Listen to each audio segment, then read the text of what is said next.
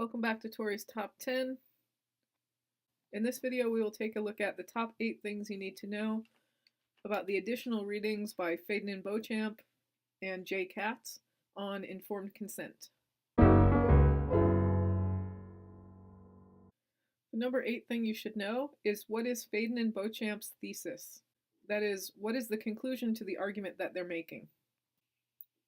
And they were arguing here that real informed consent requires more than merely a patient's agreement. To achieve informed consent requires the patient's autonomous authorization of some course of action.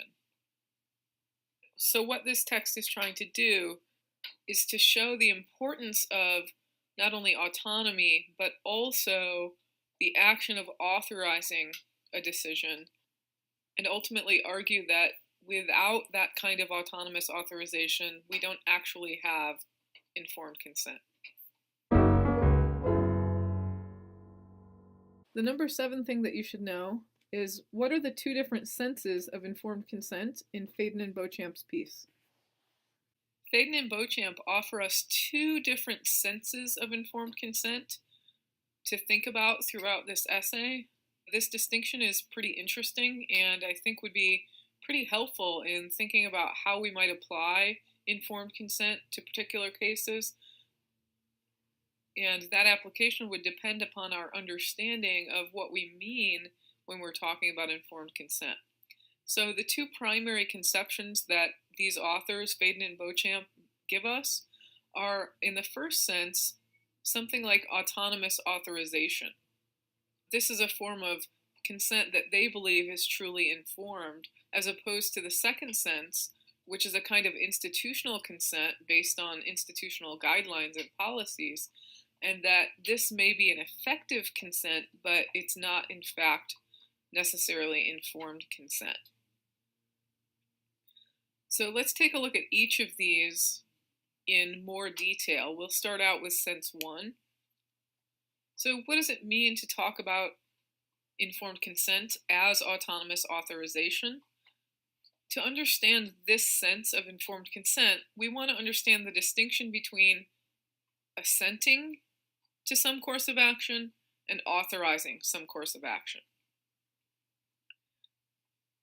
Assent is merely submitting to a doctor's authority. Assent can be seen as highly paternalistic. It often implies a difference in social power. So not only is there a difference in knowledge between patients and physicians, the practice of assent as informed consent implies that there's a power differential that is affecting informed consent in a negative way. And the authors compare this to something like when a child yields to a principal.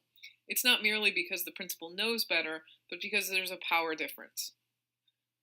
The principal is seen as having a kind of authority that the child doesn't have. And ultimately, we don't want to see this kind of power differential when patients are in a position to make decisions about their bodies and their health and their well-being. Which is why the authors argue that rather than merely assenting to a doctor's authority, informed consent actually requires the patient to authorize a particular course of action. And this authorization puts the control and responsibility of the decision or the choice on the patient rather than on the physician. Interestingly, the authors point out that autonomy itself requires the first 3 aspects of authorization. So to be acting autonomously, there must be an understanding of the choice, an absence of control by others, and some kind of an intention to make a choice. But autonomy doesn't necessarily include the 4th aspect of authorization, that is, the authorization of a specific procedure or experiment. And this is precisely what autonomous authorization adds to informed consent. So autonomy requires 1 and 3, but informed consent requires autonomous authorization, where the autonomy involves understanding, absence of control by others, and intention. And authorization includes that last part where there is the authorization of a particular procedure, experiment, or course of action.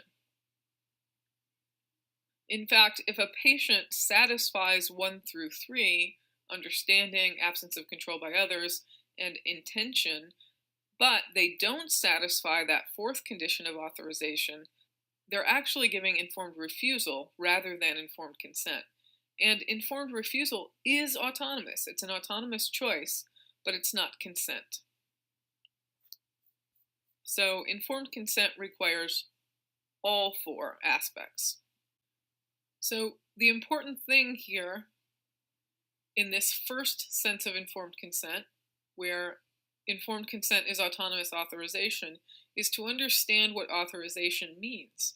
And the authors define this as a patient assuming responsibility for what has been authorized and a patient transferring authority to a physician to bring about what has been authorized. Now, let's look at informed consent in the second sense, and this is the institutional sense of informed consent. In this sense, informed consent is obtained through procedures that satisfy the rules and policies of a specific institution. This model of informed consent is not derived from autonomous action or respect for autonomy. It's obtained procedurally. The focus is not on the patient's act of giving consent in this sense, as it is in the first sense. Rather, the focus in sense 2 is on regulating the consent seekers, the physicians, the nurses, the caretakers, so that they can achieve what's called institutional consent. This requirement is focused more on following the guidelines, policies, and laws that require physicians to obtain informed consent.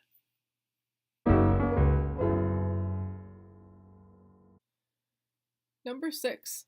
According to Faden and Beauchamp, what is problematic about shared decision-making? Another thing that Faden and Beauchamp discuss is the problem of shared decision-making. Well, the authors here argue that there's a distinction, an important distinction between informed consent and shared decision-making. These are not equal. They are not the same thing. Informed consent cannot be reduced to shared decision-making. And some reasons why this is the case are that informed consent applies to medical treatments and procedures as well as human research.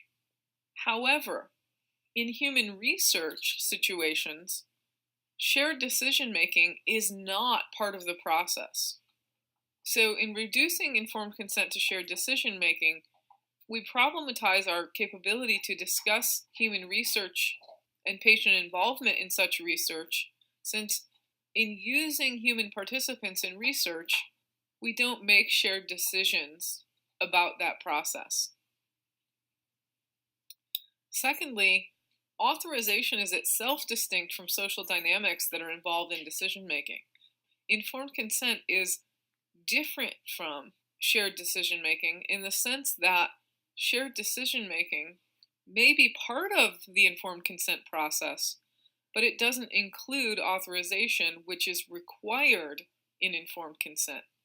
Katz, who we'll look at in the next essay, is right, according to Faden and Beauchamp, that effective communication is essential to informed consent, so the decision can be made together so long as authorization by the patient is satisfied, but the decision is not necessarily needed to be made together. So it's possible to have informed consent without shared decision-making. And there may be cases, particularly as we'll see when we look at Brody's piece, in primary care situations where shared decision-making is not needed or required in a given situation. Ultimately, the authors here want to argue that what's important for informed consent is autonomous authorization, not shared decision-making. Shared decision-making might be part of the process, though it's not necessary, but autonomous authorization is absolutely necessary for informed consent.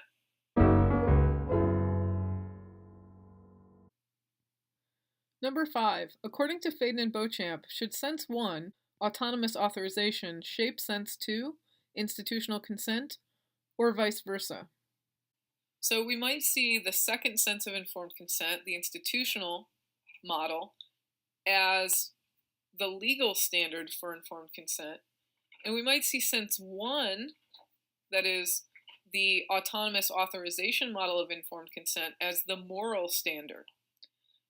In fact, Sense 1 could serve as a model for institutional rules and not only moral obligations.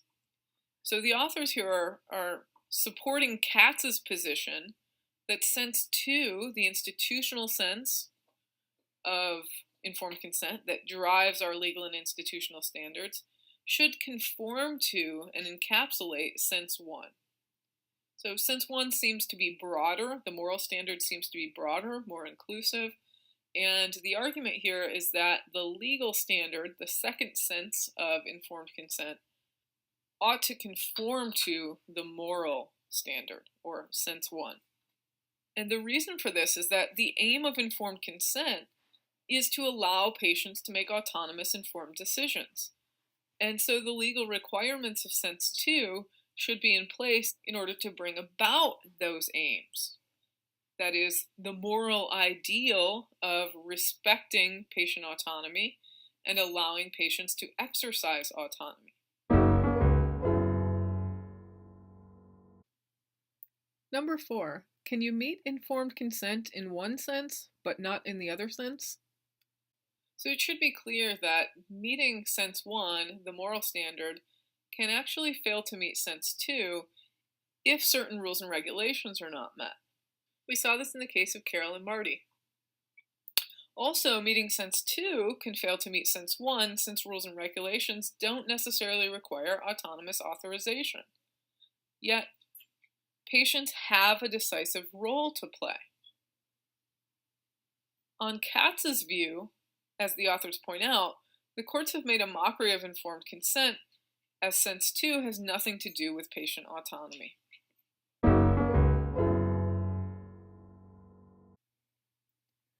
Number 3, what is Katz's thesis? Generally, what Katz is arguing here is that informed consent is legally recognized, but it's not being achieved in practice. And the reason for that is that physicians don't see patients as deserving of respect as persons. So Katz is arguing that there's a problem with respect to our practice of informed consent because of the way that practice fails to impart to physicians the importance of respecting patient autonomy. According to Katz, what are some barriers to joint decision-making? One of the things that Katz discusses is some of the barriers to joint decision-making. 3 of the barriers that he talks about are medical uncertainty, patient incompetence, and patient autonomy. Katz argues that medical uncertainty is likely the biggest obstacle to adequate disclosure and informed consent. And the reason for this is simply that medicine is a science. It's not certain. Like every other science, medicine is always fallible. So we're never completely certain about choosing a specific treatment or procedure. It's difficult for physicians to convey this to patients because revealing uncertainties along with treatment options, risks, and possible benefits, this can be embarrassing. It's embarrassing to admit ignorance, particularly when you're in a role of providing knowledge about someone's well-being. And so physicians believe that this would erode a patient's trust in them. Because, hey, let's face it, we like certainty. We're not likely to have a lot of confidence in a doctor who says, this is my best guess, we're not really sure. Presenting proposed treatments and procedures with a great deal of certainty tends to engender trust from the patient. Yet, this is a barrier to joint decision-making. The second barrier, patient incompetence, is important too, since relying on this kind of narrative that a patient's inability to understand or make decisions requires a kind of paternalistic intervention that is said to be for the sake of the patient's well-being. But this kind of narrative or practice or tradition is really problematic, even though it is a deeply held ideology in the practice of medicine. But if this narrative is true, informed consent is fatally flawed. So it's going to be really important to undermine the story that patients are just too incompetent to take part in shared decision making. And finally, patient autonomy. In practice, the Hippocratic do no harm tradition of beneficence does present some difficulties in balancing the active prevention and removal of harms with respect for patient autonomy. If informed consent requires joint decision-making, then autonomy has to be respected.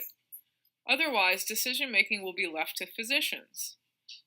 And if this is the case, then the focus will be simply on beneficence, and informed consent is likely to be approached from a physician-based model and to be understood in the second sense that Faden and Beauchamp represented, the institutional sense rather than the moral sense, where risk disclosures are the primary concern and patient autonomy goes by the wayside. So the argument here is that the do no harm tradition that neglects patient autonomy has to be overturned. Patient autonomy has to be seen as being of primary importance to the relationship between physicians and their patients. Number 1, why is informed consent not standard practice in medicine? As we've already said, the common practice of informed consent rejects joint decision making. And Katz argues that informed consent is largely a charade, and this charade is misleading to patients about their role in decision making. In fact, Katz argues that many physicians see informed consent as a silly thing that lawyers require them to do. Again, there's a very legalistic understanding of informed consent in practice, and this understanding undermines the capability of patients to make decisions with their physicians. And thus, informed consent in the autonomous sense can't be achieved. All right, we made it. Nice job, everybody.